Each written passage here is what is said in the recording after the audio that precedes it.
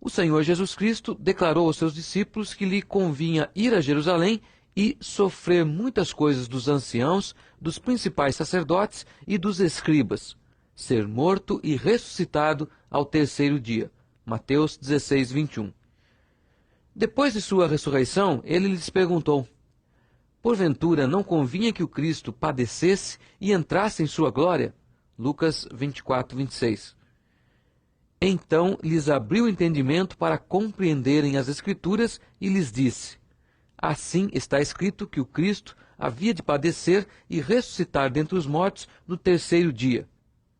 Se pregasse arrependimento para a remissão de pecados a todas as nações, começando de Jerusalém. Vós sois testemunhas dessas coisas. Lucas 24, versículos de 45 a 48. É claro, então, que o Salvador sabia muito bem a suprema importância de sua morte e ressurreição em toda a história do mundo. O passado visava tal evento, Lucas 18, 31 a 33, e o futuro também seria afetado, João 17, versículos 18 a 21, Mateus 24, 14. O Senhor explicou que sua morte, que haveria de experimentar, foi prefigurada na experiência de Israel no deserto, quando Moisés levantou a serpente de bronze, João 3, 14 e 15, ou quando Jonas estava no ventre do grande peixe, Mateus 12, 38 e 40. Durante milhares de anos, depois da queda de Adão e Eva, Deus preparava a humanidade pecadora para compreender e crer na verdade da redenção.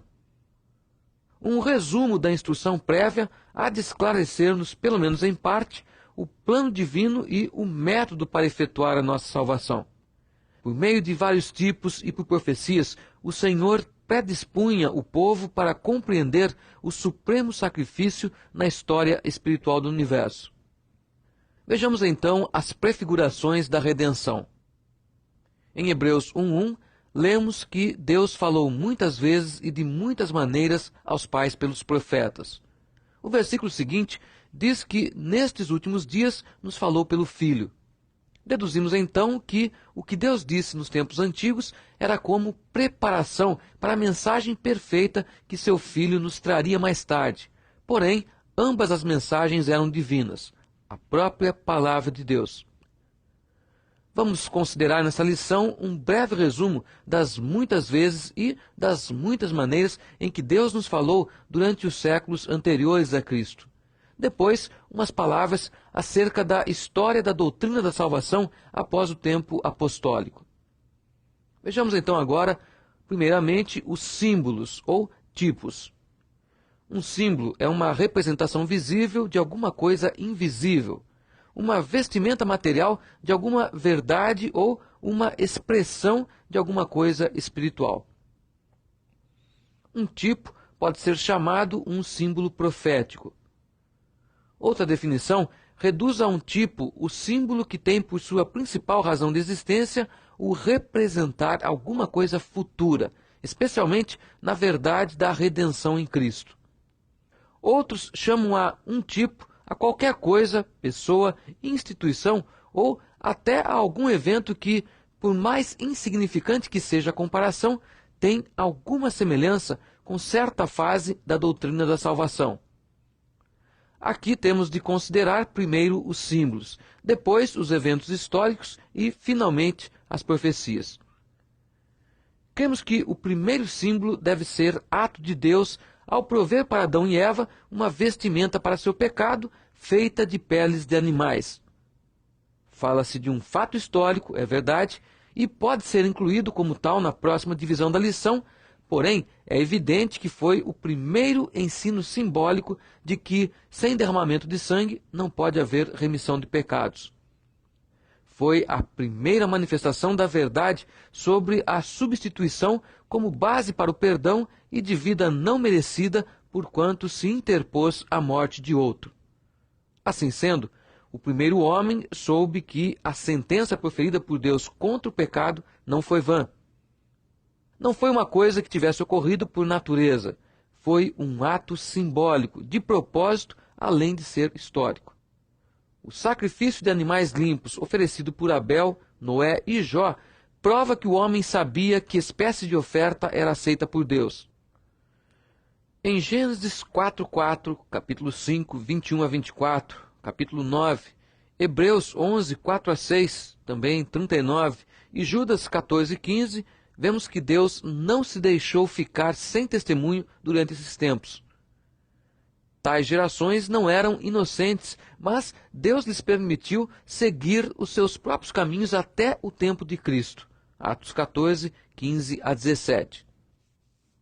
A natureza e os juízos, como o dilúvio e a confusão das línguas, testemunhavam a todos sobre a existência de um Deus justo que castiga o pecado.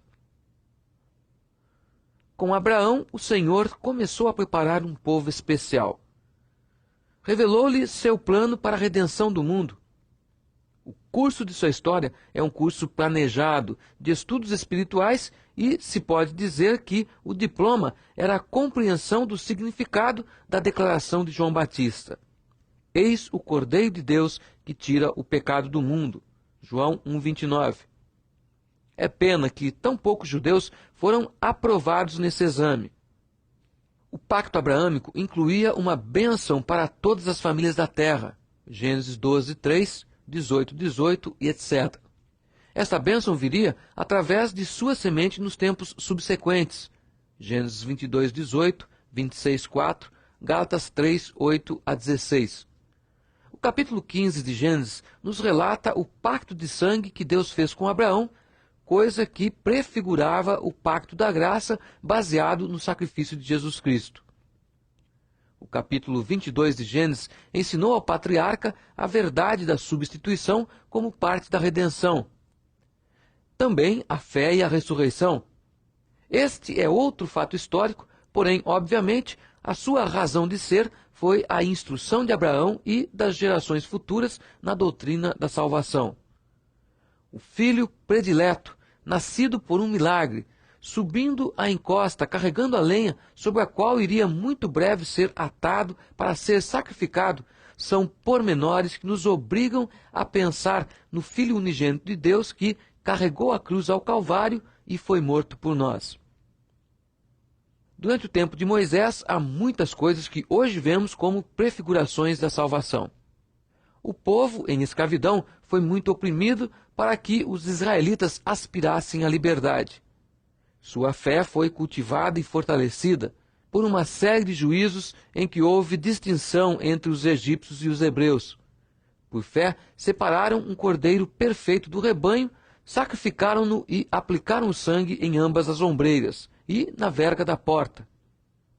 O anjo de Deus julgou a terra do Egito nessa noite, entrando em todas as casas, menos naquelas em que via o sinal de que já a morte expiatória ali ocorrera. Depois de atravessarem o Mar Vermelho, achavam-se fora do Egito, cantando louvores triunfais, e já seus inimigos jaziam mortos. Também nós comemoramos com alegria os preciosos dias em que o Cordeiro de Deus nos livrou da escravidão do pecado e agora vivemos no poder da nova vida da ressurreição de Cristo. Para o estudo dos símbolos ou tipos no tabernáculo e nas oferendas, você, estudante, deve fazer ou rever as lições do curso Introdução ao Velho Testamento 1. A vida de Israel no deserto, sob a lei do Sinai, contém também muitos ensinamentos simbólicos. Jesus mesmo disse: "E do modo por que Moisés levantou a serpente no deserto, assim importa que o Filho seja levantado, para que todo o que nele crê não pereça, mas tenha a vida eterna." João 3, 14 e 15, Números 21, 9. Um pedaço de bronze que mal nenhum fizera foi formado à semelhança das serpentes, cuja mordida fora fatal, e a serpente de bronze, ao ser levantada num lugar alto, chegou a ser vida, libertação da morte para todos aqueles que olhavam para ela. Mais tarde, Deus se encarnou, tomando a forma de homem pecaminoso, embora ele sempre fora inocente, aceitou levar sobre os seus ombros todas as culpas humanas. Recebeu a sentença de morte que foi executada. Aquele que não conheceu o pecado, ele o fez pecado por nós, para que nele fôssemos feitos justiça de Deus. 2 Coríntios 5, 21. O mesmo apóstolo Paulo, em 1 Coríntios 10, explica vários símbolos ou analogias entre a vida dos israelitas e a vida cristã. Como eles foram batizados com respeito a Moisés, tiveram de recorrer a Moisés em todos os seus problemas, queixas e necessidades. Quando desobedeceram a Moisés, sofreram por causa de suas faltas. Nós, como cristãos, estamos batizados com respeito a Cristo Jesus e dele recebemos muito mais do que eles receberam de Moisés. João 1,17. Também, logicamente, se esperam de nós coisas melhores. Estas coisas lhes sobrevieram como exemplos e foram escritas para advertência nossa. 1 Coríntios 10:11. Tendo sido estabelecida a lei de Moisés como útil até a vinda do Messias, os sacrifícios e o sacerdócio foram os símbolos mais claros e os últimos necessários para preparar devidamente o povo para reconhecer a obra de Deus ao enviar seu Filho como Salvador. Dali por diante, os profetas foram enviados ao povo para exortá-lo a reconhecer seus pecados, tornados manifestos pelos mandamentos, e a cumprir com as exigências de toda a lei. Porém, o povo recusou-se a ouvir. Isaías disse: Senhor, quem creu em nossa pregação? E a quem foi revelado o braço do Senhor? Isaías 53:1. Deus arregaçou as mangas, por assim dizer, para executar uma grande salvação. Porém, a quem interessava o que Deus fazia? Vamos ver agora fatos históricos análogos ao plano da salvação. Sob este título, a porta está aberta para vastos comentários e ainda com a possibilidade de reforçar ou alargar alguns pontos históricos para que se conformem com os nossos conceitos a respeito de sua interpretação. Não obstante, a Bíblia mesma faz suficiente uso de comparações, dispensando ir ao extremo nesta parte. Basta fazer ver com 2 ou 3 exemplos o ensino contido na história antiga para podermos compreender a verdade a respeito da salvação consumada por Cristo. Talvez o mais claro e mais conhecido evento seja aquele a que o próprio Cristo se referiu. Uma geração má e adúltera pede um sinal, mas nenhum sinal lhe será dado, senão o do profeta Jonas. Porque assim como esteve Jonas 3 dias e 3 noites no ventre do grande peixe, assim o Filho do Homem estará 3 dias e 3 noites no coração da terra. Mateus 12, 39 e 40. Se Jonas morreu ou tornou a viver, ou se Deus o manteve com vida todo o tempo em que esteve no ventre do grande peixe, não sabemos. Porém, de qualquer maneira, estamos certos de que os sucos gástricos do grande peixe teriam afetado de modo notável a pele do profeta. Quando proclamava sua mensagem na grande cidade, daqui a 40 dias Nínive será destruída, os ninivitas, contemplando a face de Jonas e conhecendo sua história pessoal, dar-se-iam conta das suas verdades divinas. A severidade e a bondade de Jeová. Sabiam que a ameaça de destruição vinha de um Deus poderoso para consumá-la. Porém, como teve misericórdia de Jonas quando se arrependeu, assim podiam os ninivitas esperar a mesma consolação sob condição de um verdadeiro arrependimento. Desta forma, os 3 dias de Jonas o prepararam para ser o salvador de uma geração de gentios. O Senhor Jesus Cristo, depois de sua ressurreição, diz a Escritura: então lhes abriu o entendimento para compreenderem as Escrituras e lhes disse: assim está escrito que o Cristo havia de padecer e ressuscitar dentre os mortos no 3º dia, e que em seu nome se pregasse arrependimento para a remissão de pecados a todas as nações. Lucas 24, 45 a 47. Em Hebreus 3:7 a 4:11, temos uma comparação inspirada entre a entrada histórica de Israel na terra de Canaã, conforme Deus havia prometido, e a entrada do cristão no repouso verdadeiro do povo de Deus. O ensino é que o repouso do cristão é uma obra de Deus e não de obras próprias. Porém, nos apropriamos dele pela fé. A incredulidade é fatal. Alguns dirão que a experiência de Jonas e a obra de Josué de levar os israelitas a Canaã são simples tipos, o mesmo que outros eventos mencionados na divisão anterior, e isso é ok se assim o estudante quiser classificá-los. Porém, citaremos um só caso a mais e parece claro desta vez que a semelhança é real e, todavia, nenhum só detalhe passou com o fim principal de prefigurar a história da salvação. A vida de José, filho de Jacó e pai de Efraim e de Manassés, é o caso a que nos referimos. José foi um filho predileto de seu pai, constituído em herdeiro principal a despeito de não ter sido o primogênito. Isto fica provado visto que seu pai lhe deu a túnica especial, de longas mangas e de muitas cores, sinal do herdeiro entre os orientais. Foi invejado e aborrecido por seus irmãos. João 1:11, Mateus 27:18. Despojaram-no, lançando-o numa cisterna, para que morresse. Venderam-no, enviaram-no para bem longe, a fim de não tornar a vê-lo nunca mais, e, afinal, o anunciaram como se estivesse morto. Não obstante, José chegou a ser o salvador de seus irmãos, tanto como de outras multidões, e chegou o dia em que seus próprios irmãos lhe renderam homenagem. A comparação não é exata em todos seus detalhes, mas em seus traços gerais fazem-nos pensar no outro José, ou Jesus, que também salva a todos os que se chegam a ele. Profecias. Consideraremos agora algumas profecias que nos preparam para uma melhor compreensão da obra divina quando Deus fez a expiação dos pecados e operou a redenção da alma. Quase todas foram mencionadas anteriormente, porém um resumo aqui nos ajudará no estudo desta parte principal da doutrina da salvação e nos convencerá, uma vez mais, da verdade do plano eterno de Deus. A primeira profecia. Gênesis 3,15, de novo, encabeça a lista de profecias.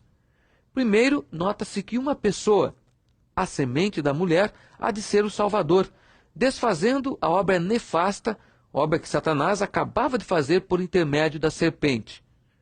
Esta pessoa, nascida de mulher, faria uma obra decisiva, ferindo a serpente na cabeça, porém, sofreria fisicamente uma ferida em seu próprio corpo. O talão ou calcanhar é usado como representando a força física ou corporal. Josué 10, 24 a 25, Salmo 41, 9, 1 de Pedro 2, 24. A crucificação do Senhor Jesus Cristo é o cumprimento lógico desta profecia. Sofrimento físico para ganhar uma vida espiritual. A segunda profecia, Judas 14, 15. Esta passagem, sem dúvida, profetiza a segunda vinda de Cristo à Terra para juízo e condenação, porém vem com hostes inumeráveis de seus santos. A primeira vinda é subentendida como fazendo separação entre santos e ímpios. Profecias de sua ascensão. Já foi estudada a cadeia de profecias que devia ter satisfeito aos judeus para a identificação do Messias. Começando com a designação da semente da mulher, depois lemos a respeito da semente de Abraão, o semita, ou filho da família de Sem, Gênesis 12, 1 a 3, depois a de Isaac, não Esaú, Jacó, Judá, Gênesis 49, versos 9 e 10, Davi, Salmo 89, 3 e 4, e havia de nascer na cidade de Davi, Belém. Miqueias 5:2, Mateus 1:1. Há também profecias de Isaías. Este profeta nos revela muita coisa a respeito do Messias que havia de vir à Terra uns 750 anos mais tarde. Explica que nasceria de uma virgem, Isaías 7, 13 e 14, 49:1. Seria o Redentor com uma comissão de obras e reinos espirituais. Capítulo 9, 1 a 7, capítulo 11, 1 a 9, 42, 1 a 7 e 49, 1 a 9. Porém, o ponto alto das profecias de Isaías é a descrição dos seus sofrimentos. Capítulos 50, 4 a 9, 52, 13, 53, 12. Nos Salmos proféticos, lê-se os Salmos 2, 40, 6 a 10, 45, 72 e 110. Todavia, O Salmo 22 é uma profecia maravilhosa que nos dá ainda os pensamentos de Nosso Senhor quando se achava nos braços da cruz. Com este Salmo 22 e o capítulo 53 de Isaías, teria sido quase possível escrever de antemão a história da crucificação. Quão maravilhoso é o livro de Deus! Profecias de Zacarias, capítulo 13, versos 6 e 7, 12, versículo 10, capítulo 9, verso 9 e capítulo 11, versos 12 e 13. Aqui vemos a humildade do Senhor cavalgando um jumentinho, vendido como se fosse um escravo, traspassado e ferido. Vemos também nas profecias do próprio Senhor Jesus. Vou passar para você agora uma lista de versículos, se você quiser você pode anotar. Mateus 9:15, Lucas 9, 43, 44, Mateus 17, 12, Lucas 13, 31 a 33, Mateus 26, 10 a 12, João 3, 14 a 16, também capítulo 6, versos 70 e 71, Mateus 26, versículos 1, 2, 21, 23, 25, 26, também 29, 31, 32. João 2,19, Lucas 11, 29 e 30 e Marcos capítulo 8, versos 31 e 32. É evidente que o mesmo Senhor sabia que sua morte e ressurreição faziam parte do plano de Deus para a salvação do mundo. Ele passava isso tanto por meio de parábolas como por ensinos diretos e indiretos. Que outra interpretação se pode dar de Marcos capítulo 12, versos 1 a 12? Em resumo, o Senhor Jesus Cristo é a realidade de que os símbolos e prefigurações falam, e é o cumprimento das profecias acerca da salvação. O Senhor Jesus é a semente da mulher que feriu a cabeça da serpente, ainda que a custo de sua própria vida física. Quando Adão pela primeira vez pecou e um animal foi sacrificado para cobri-lo, foi o Senhor Jesus Cristo a segurança, diante da lei divina, de que algum dia expiaria o pecado para a satisfação divina. Jesus Cristo é a semente de Abraão que traz a bênção para todas as nações. Todos os sacrifícios levíticos encontram nele seu cumprimento e realidade de que davam testemunho. Se ele não se tivesse dado em sacrifício, aquelas vítimas teriam morrido em vão. O Senhor Jesus Cristo é o pontífice divino, prefigurado pelo misterioso Melquisedeque. O mobiliário do tabernáculo falava do Salvador Jesus Cristo, de modo especial o propiciatório, onde Deus se congregava com o seu povo na base do sangue derramado. É o Cordeiro Pascal sacrificado para livrar-nos da morte e da escravidão do Egito, deste mundo. É ele maior que Jonas, pois passou 3 dias e 3 noites no coração da terra, a fim de que o arrependimento e a remissão dos pecados fossem pregados em seu nome a todas as nações. O Senhor Jesus Cristo é o Rei humilde que cavalga sobre um jumentinho para entrar na cidade, onde ele é vendido por 30 moedas de prata, traspassado e ferido na casa dos seus amigos familiares. É o médico divino que cura os enfermos, não sãos, e chama os pecadores ao arrependimento. O Salvador veio para servir e dar a sua vida em resgate de muitos. Seu corpo é pão do céu para dar vida ao seu povo. Ele é o bom pastor que dá a sua vida pelas suas ovelhas. É o Cordeiro de Deus que tira os pecados do mundo. Chegamos assim ao final da nossa lição hoje. Agradeço sua atenção. Em nossa próxima aula, veremos sobre a doutrina da salvação, enfocando histórias e teorias. Até lá!